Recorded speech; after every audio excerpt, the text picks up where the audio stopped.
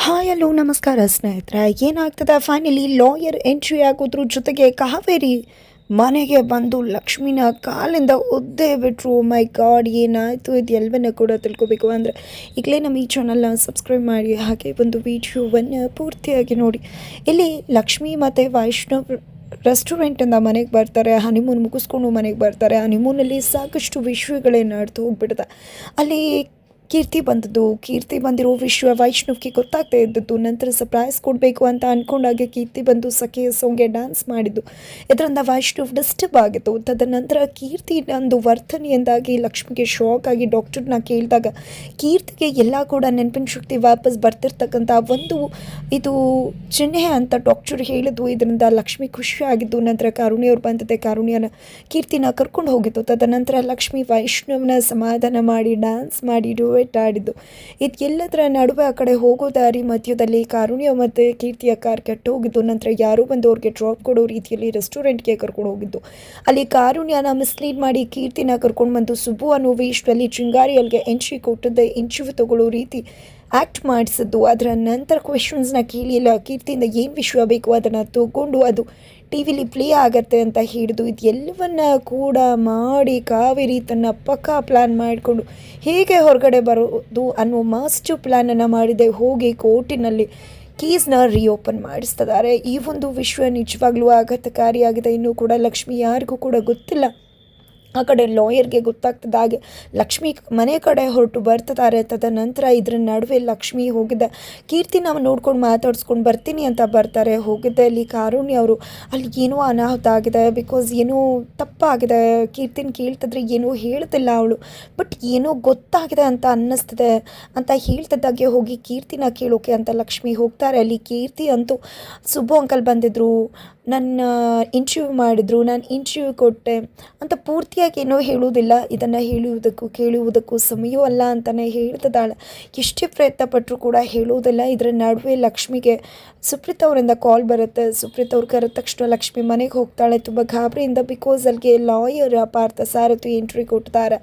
ಈ ಕಡೆ ಲಾಯರ್ ಪಾರ್ಥ ಸಾರಥಿ ಅವರು ಹೇಳ್ತಿದ್ದಾರೆ ಏನಾಗ್ತದೆ ಇಲ್ಲಿ, ಖಂಡಿತವಾಗ್ಲೂ ಏನೋ ಹೊಡಿತಾ ಇದೆ ಅಂತ ಅನ್ನಿಸ್ತದೆ. ಬಿಕಾಸ್ ಕಾವೇರಿ ಅವರು ಕೇಸನ್ನು ರೀಓಪನ್ ಮಾಡಿಸಿದ್ದಾರೆ ಅಂತ ಹೇಳ್ತಾರೆ. ಈ ಮಾತನ್ನು ಕೇಳಿ ಸುಪ್ರೀತಾ ಲಕ್ಷ್ಮಿ ಶಾಕ್ ಆಗ್ತಾರೆ. ಏನು ಹೇಳ್ತಿದ್ರ ಲಾಯರ್ ನೀವು ಅಂದಾಗ, ಹೌದು ಅವ್ರು ಏನೋ ನಮಗೆ ನಾವು ಮುಚ್ಚಿಟ್ಟಿರ್ತಕ್ಕಂಥ ಯಾವುದೋ ಒಂದು ವಿಷಯವನ್ನು ತಿಳ್ಕೊಂಡಿದ್ದಾರೆ ಅಂತ ಅನಿಸುತ್ತೆ. ಹಾಗಾಗಿ ಅವರೇ ಮುಂದೆ ಹೆಜ್ಜೆ ಇಟ್ಟು ಕೇಸ್ನ ರೀಓಪನ್ ಮಾಡಿಸಿದ್ದಾರೆ ಅಂದರೆ ಖಂಡಿತವಾಗ್ಲೂ ಅವ್ರ ಹತ್ರ ಸಾಲಿಡ್ ಎವಿಡೆನ್ಸ್ ಇದೆ ಅಂತ ಹೇಳ್ತಿದ್ದಾರೆ. ಏನಿರ್ಬೋದು ಅಂತ ಗಾಬರಿ ಆಗ್ತಾರೆ. ಅಷ್ಟರಲ್ಲಿ ಲಕ್ಷ್ಮಿಗೆ ಕೀರ್ತಿ ಇನ್ನೂ ಮುಚ್ಚಿರ್ತದಾಳೆ, ಹೇಳ್ತಿಲ್ಲ ಅನ್ನೋ ವಿಷಯ ಗೊತ್ತಾಗಿದೆ. ಮೂವರು ಕೂಡ ಕಾರುಣ್ಯವ್ರ ಮನೆಗೆ ಹೋಗಿದೆ. ಅಲ್ಲಿ ಕೀರ್ತಿನ ತುಂಬ ಪ್ರೀತಿಯಿಂದ ಕೇಳೋಕೆ ಮುಂದಾಗ್ತಿದ್ದಾರೆ. ಲಾಯರ್ ಕೂಡ ಪ್ರಯತ್ನ ಪಡ್ತಿದ್ದಾರೆ. ಹೇಳುವುದಕ್ಕೂ ಕೇಳುವುದಕ್ಕೂ ಸಮಯವಲ್ಲ ಅನ್ನೋದನ್ನು ಬಿಟ್ಟು ಕೀರ್ತಿ ಏನನ್ನೂ ಕೂಡ ಹೇಳ್ತಿಲ್ಲ. ಈ ಕಡೆ ಸುಪ್ರೀತ್ ಅವರಂತೂ ಹೌದು ಇವಳು ಯಾಕೆ ಹೇಳ್ತಾಳೆ, ಇವಳೇ ಸೇರಿಕೊಂಡು ಕಾವೇರಿ ಜೊತೆ ನಾಟಕ ಮಾಡಿದಾಳೆ ಅನಿಸುತ್ತೆ. ಇವಳನ್ನ ಎಷ್ಟು ದಿನ ನಾನು ನೋಡಿಲ್ಲ, ಇವಳೇನು ಸಾಮಾನ್ಯನ, ಇವಳೆಲ್ಲ ಆರಾಮಾಗೇ ಇದ್ದಾಳೆ, ಆದರೂ ಕೂಡ ಇವಳು ನಾಟಕ ಮಾಡ್ತಿದ್ದಾಳೆ ಹಾಗೆ ಹೀಗೆ ಅಂತ ಹೇಳಿ ಮಾತನಾಡ್ಬಿಡ್ತಾರೆ. ಇದರಿಂದಾಗಿ ಕೀರ್ತಿಗೆ ಕೇಳಿಸ್ಕೊಳಕ್ಕಾಗ್ತಿಲ್ಲ. ಕಿವಿ ಮುಚ್ಕೊಂಡಿದ್ದಾಳೆ ಈ ಆಂಟಿ ಏನೇನೋ ಮಾತಾಡ್ತಾರೆ ಅಂತ. ಬಟ್ ಒನ್ ಟೈಮಲ್ಲಿ ಅವಳು ನಿಜವಾಗ್ಲೂ ಕೂಡ ಔಟ್ ಬರ್ಸ್ಟ್ ಆಗ್ತಾಳೆ. ತಕ್ಷಣ ಕಿಚ್ಕೊಂಡಿದ್ದೆ, ಏನು ಅಂದ್ಕೊಂಡಿದ್ದಾರೆ ನೀವು ಹಾಗೆ ಹೀಗೆ ಅಂತ ಜೋರು ಮಾಡಿದೆ. ಹಾಗೆ ಪ್ರಜ್ಞೆ ತಪ್ಪಿಬಿಡ್ತಾಳೆ. ತದನಂತರ ಕಾರುಣ್ಯವರು ಕೀರ್ತಿನ ಕರ್ಕೊಂಡು ಹೋಗಿ ರೆಸ್ಟ್ ಮಾಡಿಸ್ತಿದ್ದಾರೆ. ಈ ಕಡೆ ಸುಪ್ರೀತಾ ಅವರನ್ನ ಹಾಗೆ ಲಕ್ಷ್ಮಿನ ಕರ್ಕೊಂಡು ಬಂದು ಲಾಯರ್ ಮಾತನಾಡ್ತಿದ್ದಾರೆ. ಈ ಕಡೆ ಸುಪ್ರೀತಾ ಅವ್ರನ್ನ ಏನದು, ಯಾಕೆ ನಿಮಗೆ ಅವಳ ಮೇಲೆ ಡೌಟ್ ಬರ್ತಿದೆ, ನಾಟಕ ಮಾಡ್ತಿದ್ದಾಳೆ ಅಂತ ಕೇಳ್ತಿದ್ದಾರೆ. ನನಗೆ ಎಷ್ಟೋ ಬಾರಿ ಅವಳು ನಡವಳಿಕೆ ನೋಡಿದ್ರೆ ಅವಳು ಮಾಡ್ತಿರೋದೆಲ್ಲ ನಾಟಕ ಅಂತ ಅನಿಸ್ತದೆ. ಅವಳು ಇನ್ನೂ ಸಣ್ಣ ಮಗು ಥರ ಇದ್ಯಾವುದೂ ಕೂಡ ನನಗೆ ಅನಿಸೋದಿಲ್ಲ ಅಂತ ಹೇಳ್ತಿದ್ದಾರೆ. ಅದೇ ಕಾರಣಕ್ಕೆ ಆ ರೀತಿ ಮಾತಾಡ್ತಿದ್ದೀನಿ ನಾನು. ಅವಳಿಗೆಲ್ಲ ಗೊತ್ತಿತ್ತು ಕೂಡ ಅವಳು ಕಾವೇರಿ ಜೊತೆ ಕೈ ಜೋಡಿಸಿರ್ಬಹುದು ಅಂತ ಹೇಳ್ತಿದ್ರೆ ಈ ಕಡೆ ಲಾಯರ್ ಹೇಳ್ತಿದ್ದಾರೆ ಆ ರೀತಿ ಕೈ ಜೋಡಿಸೋ ಅವಶ್ಯಕತೆ ಅವ್ರಿಗೇನಿದೆ, ನಾಟಕ ಮಾಡೋ ಅವಶ್ಯಕತೆ ಏನಿದೆ, ಅದರಿಂದ ಏನಾದರೂ ಮೋಟಿವ್ ಇರಬೇಕಲ್ವ, ಏನಿರ್ಬೋದು ಅಂತ ಕೇಳ್ತಿದ್ರೆ ಸುಪ್ರೀತಾ ಅವ್ರ ಬಳಿ ಉತ್ತರ ಇಲ್ಲ. ಆ ಕಡೆ ವೈಷ್ಣವ್ ತುಂಬಾ ಕುಸ್ತು ಹೋಗಿದ್ದಾರೆ. ಏನದು ಲಕ್ಷ್ಮಿ ಯಾಕೆ ಈ ರೀತಿ ನಡ್ಕೋತಿದ್ದಾರೆ, ಕೀರ್ತಿ ಅಂತ ಯಾಕೆ ಹೋಗ್ತಿದ್ದಾರೆ ಅಂತ. ಹಾಗಾಗಿನೇ ಇಲ್ಲಿ ಸುಬ್ಬು ಇಟ್ ಮೀನ್ಸ್ ಚಿಂಗಾರಿ ಹತ್ರ ಬಂದಿದ್ದೆ. ನೀವು ಅವತ್ತು ನನಗೆ ಒಂದು ಮತ್ಬರು ರೀತಿ ಕಷಾಯ ಕೊಟ್ಟಿದ್ರಲ್ವ, ಅದನ್ನು ಕೊಡ್ತೀರಾ ಅಂತ ಕೇಳ್ತಿದ್ದಾರೆ. ತಲೆ ತಿರುಗಿಬಿಡುತ್ತೆ, ಏನಪ್ಪ ಇದು, ಅವತ್ತೇನೋ ಮದ್ಬರೋ ಔಷಧಿ ಹಾಕಿ ಕೊಟ್ಟೆ ಅಂದರೆ ಇವತ್ತು ಕೂಡ ಈ ಮನುಷ್ಯ ಮದ್ಬರೋ ಕಷಾಯ ಕೇಳ್ತಿದ್ದಾನಲ್ಲ, ಏನು ಮಾಡ್ಕೊಳ್ಳಿ ಅಂದಾಗ ಅಂಥ ಸಂದರ್ಭ ಬಂದೆ ನೀನು ಮೊದಲು ಅಲ್ಲಿಂದ ತಪ್ಪಿಸ್ಕೊಳ್ಳೋ ತನಕ ಕೆಲಸ ಮಾಡು ಅಂತ ಕಾವೇರಿಯವರು ಚಿಂಗಾರಿಗೆ ಹೇಳ್ಕೊಟ್ಟಿರ್ತಾರೆ. ಹಾಗಾಗಿ ನಾನು ಕಷಾಯ ತೊಗೊಂಡು ಬರ್ತೀನಿ ಇರಿ ಅಂತ ಹೇಳಿ ಹೋಗಿಬಿಡ್ತಾರೆ. ಬಿಕಾಸ್ ಅದಕ್ಕೆ ಏನು ಹಾಕಿದ್ರಿ ಅನ್ನೋ ಪ್ರಶ್ನೆ ರೈಸ್ ಆಗಿರುತ್ತೆ ವೈಷ್ಣವಿಂದ. ಅತ್ತ ಕಡೆ ಗಂಗಕ್ಕನ ಕೈಲಿ ಸಿಕ್ಕಿಬಿದ್ದಿದ್ದಾರೆ ಅಂತಲೇ ಹೇಳ್ಬೋದು. ಬಿಕಾಸ್ ಅವರ ಒಂದು ಬ್ಯಾಗಲ್ಲಿ ಒಂದು ಮೀಸೆ ಶರ್ಟು ಎಲ್ಲವನ್ನ ಕೂಡ ನೋಡಿದ್ದೆ ಗಂಗಕ್ಕ ಶಾಕ್ ಆಗಿರ್ತಾರೆ, ಏನು ಎಂತು ಅಂತ ಹೇಳಿ. ಇದೆಲ್ಲದರ ನಡುವೆ ಆ ಕಡೆ ಲಾಯರ್ ಮತ್ತೆ ವೈಷ್ಣವ್ ಅವರ ಮನೆಗೆ ಬರ್ತಾರೆ. ಅದೇ ಒಂದು ವಿಷಯನ ಪ್ರಸ್ತಾಪ ಮಾಡ್ತಿದ್ದಾರೆ. ನಿಜವಾಗ್ಲೂ ಕೂಡ ಅಷ್ಟು ಅಸಡ್ಡೆ ಮಾಡೋಕ್ಕಾಗೋದಿಲ್ಲ. ಖಂಡಿತವಾಗ್ಲೂ ಇಲ್ಲಿ ಕೀರ್ತಿ ಏನೋ ವಿಷಯ ಹೇಳಿದಾಳೆ ಅಂತ ಅನಿಸುತ್ತೆ ಅಂತ ಹೇಳ್ತಾರೆ. ಬಿಕಾಸ್ ಆ ವಿಷಯ ಏನು ಅನ್ನೋದು ಕೂಡ ಇಷ್ಟೊತ್ತಿಗೆ ಗೊತ್ತಾಗ್ಬಿಟ್ಟಿದೆ ಅವ್ರಿಗೆ.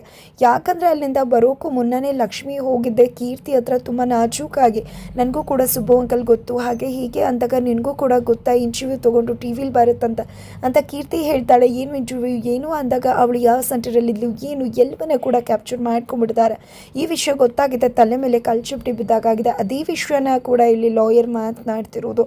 ಏನೂ ಕೂಡ ಮಾಡೋಕ್ಕಾಗೋದಿಲ್ಲ, ಎಲ್ಲ ಕೂಡ ಸಾಲಿಡ್ ಎವಿಡೆನ್ಸ್ನ ಇಟ್ಕೊಂಡಿದ್ದಾರೆ ಅನಿಸುತ್ತೆ. ನಿಜವಾಗ್ಲೂ ಕೂಡ ಹೋರಾಟ ಕಠಿಣವಾಗಿಬಿಡುತ್ತೆ. ನಾವು ಏನು ಅಂದ್ಕೊಂಡು ಮಾಡಿದ್ವೋ ಅದು ಯಾವುದು ಕೂಡ ವರ್ಕ್ ಆಗುತ್ತೆ ಅಂತ ಅನ್ನಿಸ್ತಿಲ್ಲ ಅಂತ ಹೇಳ್ತಿದ್ದಾರೆ. ಆ ಕಡೆ ಕಾವೇರಿ ಅವರಂತೂ ನೋಡು ಲಕ್ಷ್ಮಿ, ಇನ್ನು ಮುಂದೆ ಯಾವುದೇ ಕಾರಣಕ್ಕೂ ಕೂಡ ನೀನು ಅನ್ಕೊಳಾಗಿ ಏನೂ ಆಗೋದಿಲ್ಲ, ಎಲ್ಲ ಕಡೆಯಿಂದ ಕೂಡ ನಿನ್ನನ್ನು ಬ್ಲಾಕ್ ಮಾಡಿದ್ದೀನಿ ಅಂತ ಹೇಳಿ ಕೇಕೆ ಹಾಕ್ತಿದ್ದಾರೆ.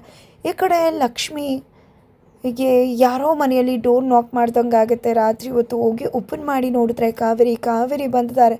ಶಾಕ್ ಆಗ್ತದಾಳೆ. ಯಾಕೆ ಶಾಕ್ ಆಗ್ತಿದೆಯಾ ಲಕ್ಷ್ಮಿ? ಈ ಕಾವೇರಿ ವಾಪಸ್ ಬಂದಿದ್ದಾಯಿತು, ಇನ್ನು ಏನೇ ಇದ್ದರೂ ಯಾರ ಆಟ ಕೂಡ ನಡೆಯೋದಿಲ್ಲ ಅಂತ ಹೇಳಿ ಕಾಲಿಂದ ಹೊಟ್ಟೆಗೆ ಹಾಕಿ ಒದ್ದು ಬಿಡ್ತಾರೆ ಕಾವೇರಿಯವರು ಲಕ್ಷ್ಮಿನ. ಇದರಿಂದ ಲಕ್ಷ್ಮಿ ಹೋಗಿದ್ದ ಕೆಳಗಡೆ ದೊಪ್ಪನೆ ಬಿದ್ದೋಗ್ತಾಳೆ. ಈ ಕಡೆ ಬಲಗಾಲಿಟ್ಟು ಮನೆ ಒಳಗಡೆ ಬರುವುದಿಲ್ಲ. ಈ ಕಾವೇರಿ ಬಂದಿದ್ದಾಯಿತು, ಇನ್ನಿನ್ನ ಆಟ ಯಾವುದೇ ಕಾರಣಕ್ಕೂ ನಡೆಯೋದಿಲ್ಲ, ಇನ್ನೇನೇ ಇದ್ದರೂ ಈ ಕಾವೇರಿನೇ ಅಂತ ಹೇಳಿ ಎಡಗಾಲಿಟ್ಟು ಮನೆ ಒಳಗಡೆ ಬರ್ತಿದ್ದಾಗ ಈ ಕಡೆ ಲಕ್ಷ್ಮಿಗೆ ಸರಿಯಾಗಿ ಟಕ್ಕರ್ ಕೊಡೋಕ್ಕೆ ಶುರು ಮಾಡ್ಕೊತಿದ್ದಾರೆ. ಬಟ್ ಇದೆಲ್ಲವೂ ಕೂಡ ಲಕ್ಷ್ಮಿ ಕಣ್ಣಂತ ಕನಸಾಗಿದೆ. ಬಿಕಾಸ್ ಮುಂದಿನ ದಿನಗಳಲ್ಲಿ ಇದನ್ನು ಫೇಸ್ ಮಾಡಬಹುದೇನೋ ಅಂತ ಲಕ್ಷ್ಮಿಗೆ ಭಯ ಶುರುವಾಗಿದೆ. ಹಾಗಿದ್ರೆ ಮತ್ತೆ ಕೋರ್ಟಿಗೆ ಕಾವೇರಿಯವರು ಕೇಸ್ ರಿಓಪನ್ ಮಾಡಿಸೋದ್ರ ಮುಖಾಂತರ ಕೋರ್ಟಿನ ಕಟಕಟಿಯ ಒಂದಷ್ಟು ಸಂಚಿಕೆಗಳು ಶುರುವಾಗ್ತದೆ. ಹೇಗಿರುತ್ತೆ ಆ ಒಂದು ಜಬರ್ದಸ್ತ್ ಸಂಚಿಕೆಗಳು? ಆಲ್ರೆಡಿ ಸಾಲಿಡ್ ಪ್ರೂಫನ್ನು ಇಟ್ಕೊಂಡು ಬಂದಿರತಕ್ಕಂಥ ಕಾವೇರಿಯವರು ಅದನ್ನು ಕೋರ್ಟಿಗೆ ಸಬ್ಮಿಟ್ ಮಾಡ್ತಿದ್ದಾಗೆ ಇಡೀ ಮನೆಯವ್ರಿಗೆ ಎಲ್ರಿಗೂ ಕೂಡ ಇದು ಗೊತ್ತಾದರೆ ಖಂಡಿತವಾಗ್ಲೂ ಇಲ್ಲಿ ಕಾವೇರಿ ವಿರುದ್ಧ ಸಂಚು ನಡೆದಿದೆ ಅಂತ ಗೊತ್ತಾಗ್ಬಿಡುತ್ತೆ. ಅದೇ ಕಾರಣಕ್ಕೆ ಲಕ್ಷ್ಮಿ ಇಷ್ಟು ದಿನ ಯಾರಿಗೂ ಗೊತ್ತಾಗಬಾರ್ದು ಅಂತ ತಡ್ತಿತ್ತು. ಆದರೆ ಇವತ್ತು ಎಲ್ಲರಿಗೂ ಗೊತ್ತಾಗೋ ಸಮಯ ಬರ್ತದೆ. ಹಾಗಿದ್ರೆ ಏನಾಗಬಹುದು?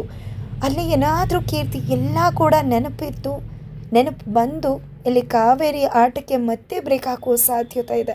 ಹಾಗಿದ್ರೆ ಏನಾಗುತ್ತೆ? ಪಾರ್ಥಸಾರಥಿ ಸೌದಾಮಿನಿ ನಡುವೆ ಯಾವ ರೀತಿ ವಾಕ್ಸಮರ ನಡೆಯುತ್ತೆ, ಏನಾಗಬಹುದು ತಿಳ್ಕೊಬೇಕು ಅಂದರೆ ಈಗಲೇ ನಮ್ಮ ಈ ಚಾನಲ್ನ ಸಬ್ಸ್ಕ್ರೈಬ್ ಮಾಡಿ ಮುಂದಿನ ವಿಡಿಯೋಗೋಸ್ಕರ ವೇಟ್ ಮಾಡೋದನ್ನು ಮರಿಬೇಡಿ.